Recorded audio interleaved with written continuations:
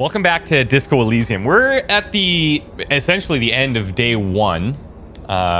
We've now put Kim to bed, tucked him in pretty nicely, and we're outside because there's things that we can apparently do that we can't do when Kim is around, and so I'm just taking this opportunity to kind of explore. We talked to this one lorry driver that we couldn't talk to before with Kim.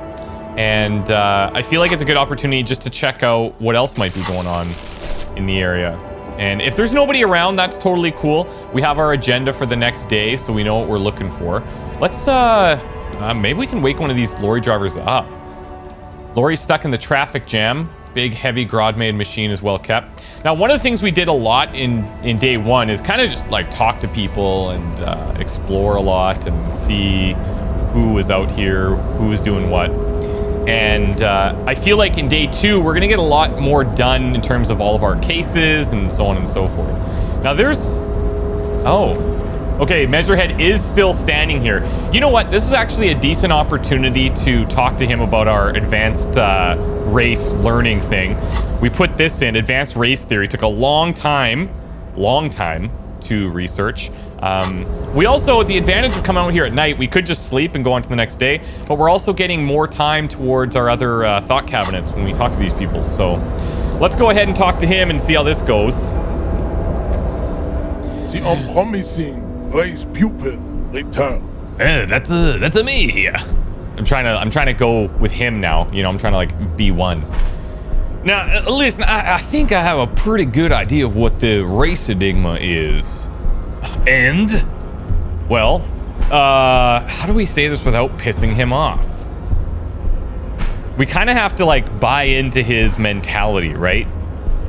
Look, this dump is ready to be superseded by the Aeropagite Superset. I could serve as clerk in your administration. Maybe you need a cop. Everyone can see that. It has little to do with the race enigma. Baby, don't be mean. The woman pleads with Measurehead. Give him another chance. Anything for you, babe.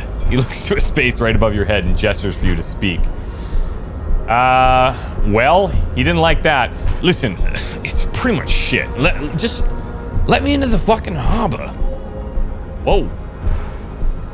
Look, babe, the fossilized rock and roll rebel challenges me, a figure of authority. He is trying to reinstate his individualism with swear words taken from rock songs from the last century. Individualism has really fucked him over, Jean. Ooh, Jean. What's his name? The woman looks half bored. He turns to you. Impotent subject of pop culture, I take pity on you. You clearly want to enter the harbor bad like a little boy wants to go in the potty. I can press the button for you. It will open the door.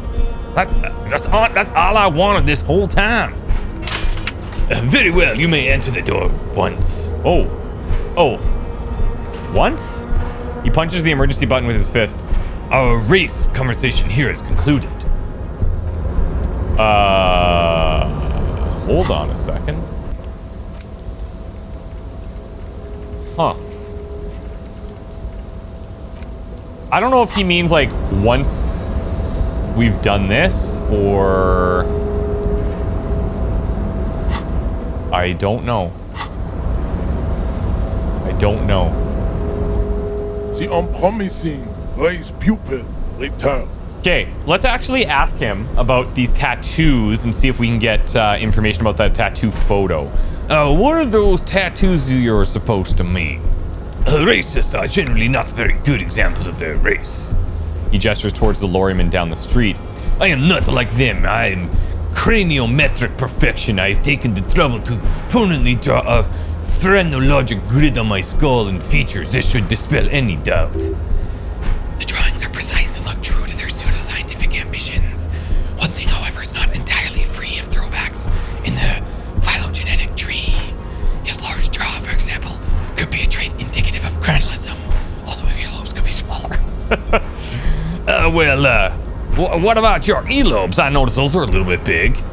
The size of my earlobes is not a real craniometric criteria. Everyone knows this. Your earlobes are flawless, Jean-Luc. Jean-Luc sounds way better than Measurehead. Yes, the man falls silent, his face motionless. Are you sure that I'm not craniometrically superior to you? You exhibit forward projection of the jaw, indicative of schizophrenia and sexual inaccountability. From a purely aesthetic standpoint, the dimple in your jaw makes you look like a baby. This is not craniometry, just an observation. Alright, well, what else you got? It is impossible to see any more of your bone structure. It is covered in the ravages of alcohol. From what remain of your features, I can see fleshy lips, baldness of the head, and long arms relative to lower limbs. The leads to me are, to conclude, you are not a police officer. You are a common criminal and offspring of murderers and sailors from Sur le Clef and Vespa, and possibly even the degenerate sheep herders of UBI. Interesting, huh? So, one of my ancestors was Sur le Clef and the other Vespa? Your racial heritage is uninteresting. It is the same as all Revacholians. Your parents and their parents made the decision to reproduce while under the influence of Al Ghul. That is the only reason you are here. Great. Thanks. Okay, well, okay. Maybe this is more of a morning thing, but we'll see. This is closed still, right? Oh. Hello. This was not available to us before. Unless this is what he was opening and not that giant harbor gate. Door's locked and cannot be opened from this side. Okay. Maybe. Every worker, a member of the board, is written on the top of the flyers. That's like their slogan. Guess you have no choice but to talk to the union leader. Below the flyers, the union logo and demand democracy. Dewey typewriter, the name, model name is on the back.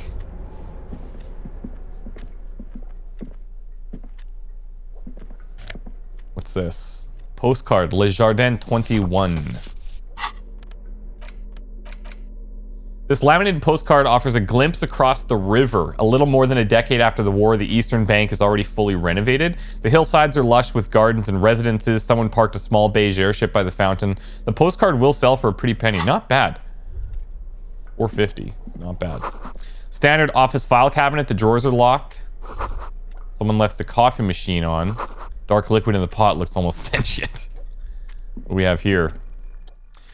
On second glance, someone has forgotten to properly close one of the drawers. Oh, we're going in. The drawer opens smoothly. Inside is a well-organized selection of brown folders. Let's browse. Hundreds of documents containing logistical data. Two kinds of transactions stand out. Materials coming into Revachol from the outside world, from Mundi Grad and even Ilmara. And then same materials being handed over to companies inside Revachol. Courant, Coal City, La Delta, and Jamrock are listed among the many districts where the imports are being sold. Anything interesting? Now, it's hard to make sense of this thicket of company names, dates, quantities, and percentages. You try to get focused, but the lines are blurry. This is Volition. I don't think we have any clothing that can bump that, but come on now. Whatever's hidden here is hidden well. Concentration isn't enough. Only a trained accountant with a background in logistics would be able to really make sense of it. However, there is a little handwritten note stuck on the side of the drawer. Let's look at the note. It appears to be a to-do list written in large, uneven capital letters. Remember Leo, Everart's shoes, special whirling borscht. Now, Everart's like the leader guy. Water Everart's plants, sweep office floor, and more banners. All items on the list have been crossed out, and the note itself is crumpled. These are all things that are done.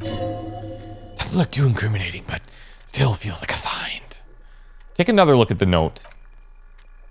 Okay, same thing. All the items on the list have been crossed out. Drawer slide shut. So he's got like an assistant.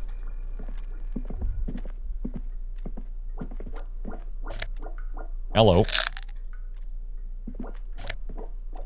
Visual calculus, -1 to drama.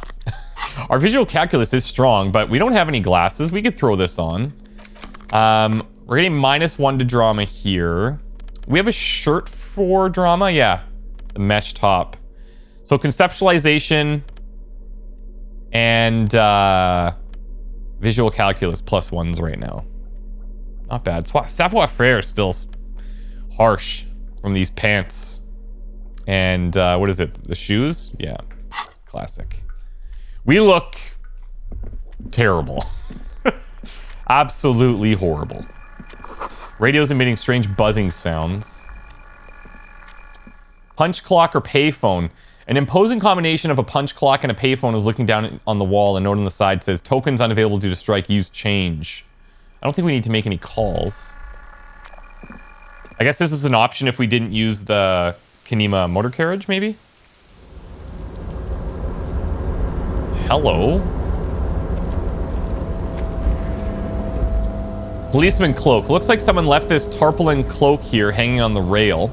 The white rectangle of the Revachol Citizens Militia, RCM, is clearly visible on its back. This is your cloak. You can feel it. Oh, shit. So we've been up here. As your fingers touch the tarpaulin, it almost feels like the cloak wants to deliver a message of comfort through your fingertips. Nice. This has got to be... Yeah, only positives. Esprit de corps and shivers at the cost of suggestion. Sure. Wonder if we can get like a full cop outfit. That would be sick. What's our shirt? Conceptualization. It's fine.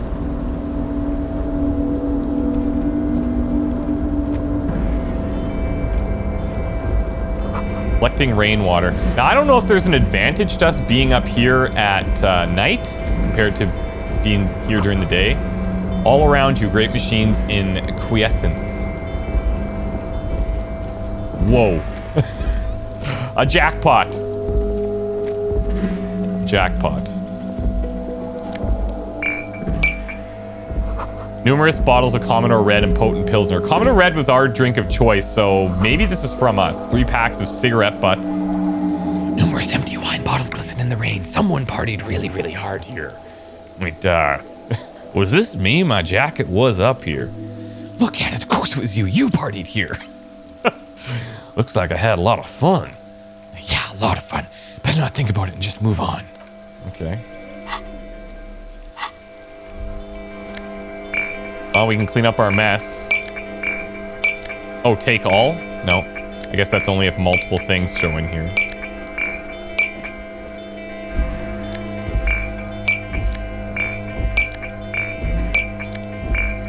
Okay. Night Watchman's booth. This is a Night Watchman's booth. The name on the door reads Rene Arnaud. Well, it's night and no one's watching, so... Listen, it's okay to take a few minutes to yourself. Sit down and have a breather. Well, maybe Rene is hiding something interesting in here if we search this booth. Nothing incriminating catches your eye. The cabinets are clean and their sparse contents meticulously organized. There's a framed photograph on the table. Let's look at the picture. Photo of happy couple. It's a black and white photo of a young couple out in the rain. The man, Rene, is dressed in a Royal Carabiner uniform. The girl is young and very pretty. She is smiling playfully at the camera. Let's have a seat here. The chair is not as austere as the rest of the booth. A thin gray pillow is attached to the seat, secured to the stiles by black ribbons. Maybe we should search for a little something. The drawers are empty, save for old sheets and receipts. One small box, however, does hold painkillers. Yeah, we'll take them. Hypnogamma and Nosafed. All right. Take the painkillers, they're yours now. We don't care about the side effects. We're a tough-ass officer. Photo of a happy couple. Black and white photo of couple posing in front of a Ferris wheel. Girls young and pretty. The man clad in fancy uniform and smiling. On the back, a very steady hand has written the words Revachol Fair, summer of 91. Okay. See where this leads us. These are like storage containers. White pine trees are printed on the screen covering. Looks like a forest under snow. Composite eye of halogen lights watches you, emitting a low buzz.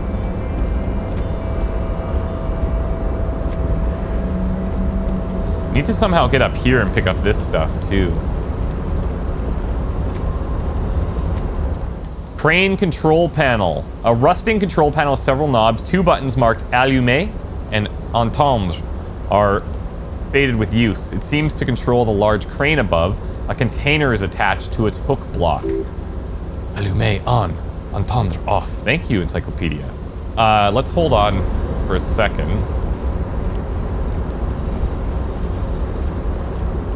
Is that controlling this? See a faded industrial lettering on the platform. Kevelsund. It means whale fjord in Arden. Okay. Hello.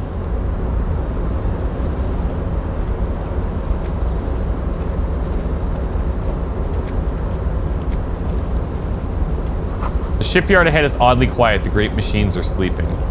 This is a pretty interesting time to come and check all this out, actually. Speaker tower is silent. There's no work to organize in the yard below. 124. Now, I think the tutorial agent told us that like time doesn't progress past 2. The musk of oil and rust comes from the chasm in front of you. Smells like blood. Maybe we gotta pry bar this thing. Yep. Nice. Half-light. FALN Ultra Series gloves. So half-light is in physique. What is this exactly? Let the body take control. Cool for high-strung investigators. Shoot now, ask questions later. Right. Ultra-attuned, perpetual fear of your own shadow. Okay. I'm not sure the best scenario where that's going to come into play. Interfacing seems to be a pretty regularly used thing. Electrochemistry for drugs, half-light, FLAN. We learned about, like, FLAN pants from Kuno, so maybe there's a whole set to be had. Industrial-sized thermos smells like burnt coffee. Okay. Oh, people are up here. People, I mean this guy. The banner sags under the weight of the rain and snow. White waves on red. Who is this guy, and why is he still out here? Container, container, I'll turn you nice and red. Container, container, put the logos on. Well, that rhymes. The lyrics says the container's song are being made up as he goes along. You don't say. The accent is so thick it's impossible not to notice he's Ubi, from the vanishing peninsula of Ubisont on Mundi. Container, container, used to be Walpines. Container, container, now belongs to Everett. Tiny man is so engaged in his work he doesn't notice you. Hey! Everett, Everett, Everett, he looks after everyone. Huh? Well, hey there. How can I help you, mister? How can I help you, mister? I see you're not a union man, mister. Did you get lost? You're not one of them scabs, are you? What is it with you people and scabs, anyway? I mean, I don't personally mind. Folks is just folks, you know. And folks gotta eat. That's true. Just some of the other guys don't look too kindly on the scabbing kind, if you know what I mean, mister. Yeah, so what are you doing with the containers here? Oh, I'm just making some covers for them containers here. Yes, I am. It's easier for the crane operators to spot them. What's going on here? Look at the mountains of containers rising behind him. The containers in the yard are green and Wild Pine's livery, and the mountain rising behind Leo is all red in Union colors. It's like some red infection was spreading outwards from the container yard's core. This looks like a massive redecorating operation. Yes, moving from inwards to outwards. By the looks of it, soon everything will be Union colors. So Union's taking over all the Wild Pine stuff. Leo, has anyone told you why you need to change the covers? No, not really. He shrugs and continues merrily. Mr. Everett doesn't tell me all the big things. He says I go and tell them to everyone. Oh, thanks, Leo. You've been very helpful. Oh, no trouble at all. Well, where is everyone? Most of the guys are down at the gates, keeping the scabs from coming in. We're on a strike. The whole union is, and you don't have to work when you're on strike. We haven't worked for 2 months now. So no one's working. And not everyone is down here, of course. Mr. Everett is in his office, where he always is, and Jean-Luc is guarding the gate. That's, Measurehead. But Titus and the boys got into some drunken trouble, and Everett sent them on a nice vacation for a week or so. He seems eager to tell you more. What kind of trouble? Oh, I'm not really supposed to talk about that. That's union business. Him and his boys stirred something up downtown, in town. Probably drank too much and got into a fight. I heard Mr. Everett telling them to take some time off. Don't go all bad cop in the simple friendly fellow. Oh, really? What did they actually do? I guess the boys got into a bit too rowdy and had to let out some steam. I don't really know the details. There's just how boys are, you know. I haven't been in a fight since I was in middle school. Oh, what kind of fight? Like, did they kill someone? Too late. Leo's mouth is still moving and words are spewing forth. Words, and look. Even more words. This guy could go on till the end of days. Now he's talking about some drunk sawmill owner who... No, he already switched to a priced fishing rod he apparently owned at some point. You know what? Just cut in here with your questions. So, are you the guy who wrote the note to make more banners? Oh, yes, he replies. I leave all kinds of notes for myself. That old head of mine ain't so good at keeping things in more. I almost forgot about the borscht. All right. What's in the container over there? Oh, that one should be empty as far as I know. Lots of containers here have nothing in them. They're just waiting to be loaded up. Okay, well, I'm looking for the leader of the Dockworkers Union. Oh, you want Mr. Everett then? He's an awfully nice fellow, he is. Him and his brother are both nice fellows. They live here their entire lives in this neighborhood. He coughs and continues. Guys like Mr. Everett and Mr. Edgar, his brother, are real good guys. Made Martinez what it is today. Mr. Everett and Mr. Edgar, I went to the same school we did when we were just boys. You know what? He started out like Scottish, and then everyone's just French. Okay, that's just how it is. Easy now, Leo. I just want to know where I can find the man. Oh, Mr. Everett's usually in his office, of course. He points to the 2 joint containers on your right, but he already left for the day. He always leaves around 22. All right, cool. Well, maybe we can investigate his office before he's here, or after, as is more appropriate to the time. Coffee table. Large table with 2 huge vacuum-insulated thermal coffee dispensers. Someone has forgotten a small plastic card next to the stacks. Union card. You snatch up the red plastic card. It features a black contour of a crane lifting a container. The name Etienne Hogarth is written in the middle. Below it, on smaller text, member of the board. Comes up with a magnetic strip meant to open electronic doors. This is probably our way back out of that office then. Have to imagine. A stair made of pallets leading up. Now, there was a yellow thing that came up before we approached that, but gone now. Taxidermy fish that tells time. Why not? Desk has been cleaned out for the night. Smart man doesn't leave any incriminating documents behind. Yeah, but who's saying he's smart? Are we not giving him a lot of credit? Okay, so there's no other way to go in here. So we'll have to come and approach him during the day. No problem. And I was hoping that maybe Measurehead, we would have an opportunity to ask him about taking this body down, but maybe some of the other union workers during the day could help with that.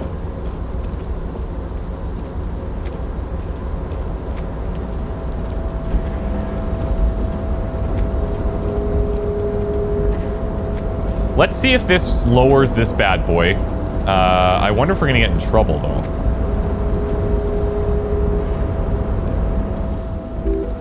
Okay, on. With a loud grind, the crane shifts overhead, moving a massive metal container through the air. Oh, cool. I wasn't sure where it was gonna land. Oh, do we have access? Oh, wait a second. This is like on an edge.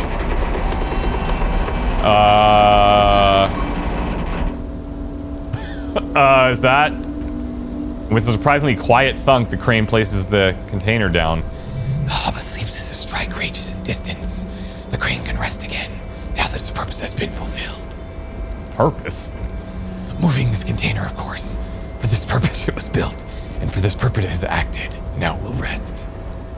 Okay, to the container we go. Watch, full of drugs. Before you stands a cargo container, just one of many in the yard. Hey there, sugar. The container door appears unmoved by your attempt at flattery. What's the matter, honey? You shy? A tough nut to crack for sure, but the strongest containers often have the softest hearts. All right, come on, don't shut me out. Just let me in there, container. The door does not respond to your advances. It is possible that it seems somehow more closed than ever before. Let's see if we can open it. You attempt to turn the handle to no avail. The doors seem to be mechanically locked. You can knock. Mechanically locked. Nothing to do here for now. All right, fine. Nothing to do here for now.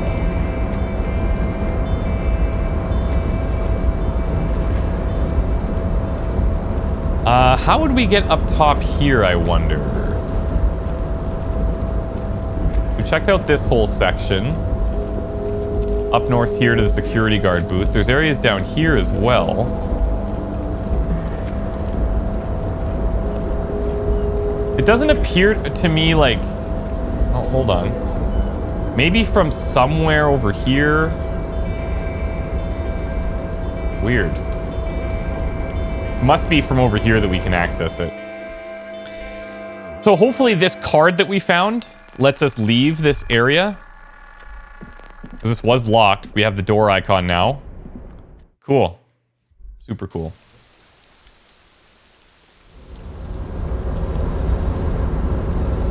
Still not sure how we would get up there. Somehow we need to get behind this.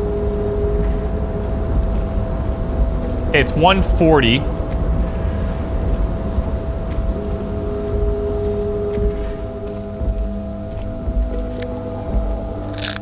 Take the random drugs. All the other guys are sleeping.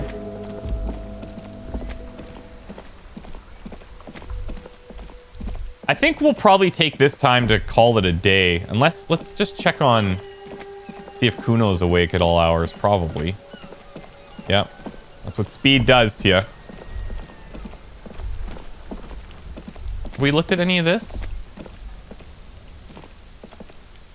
This winch mechanism has been oxidized for some years. Oh, hold on a second. Inconspicuous pile of roofing material. Why am I looking at this? Good question. Because it's nice and orderly, well-laid palette, easy on the eyes. Rhythmic pattern calms your mind. Mammals like this stuff. There's more to this. You get this strange feeling. Well, what feeling? Hard to say. It's gone now. Feelings pass. What is this? It's nothing. Someone just left some roofing material. Okay, well, we'll have to try that again. And this is again above. So this somehow, some way, somehow, we're going to need to get in back behind this area. This is like... Okay, so this is our room. Here's another external, like, space from the whirling and rags. Maybe from Kim's room or that lady's room that we ran into.